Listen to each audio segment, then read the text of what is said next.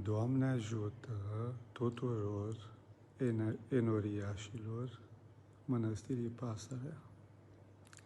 Sunt preotul Proestos Calinic Slabu și împreună cu colegul meu, preotul Nectarie, vă aducem la cunoștință că în săptămâna patimilor și în săptămâna luminată de după înviere, joia seara, nu mai săvârșim rugăciunile de dezlegare, așa cum știați.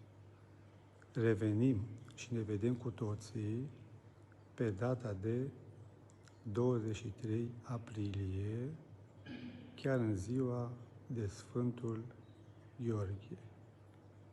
Până atunci vă dorim tuturor sărbători binecuvântate, Dumnezeu să vă ajute, să vă asculte rugăciunile, să aveți cu toții spor în viață și în credință și un anticipat Hristos a înviat.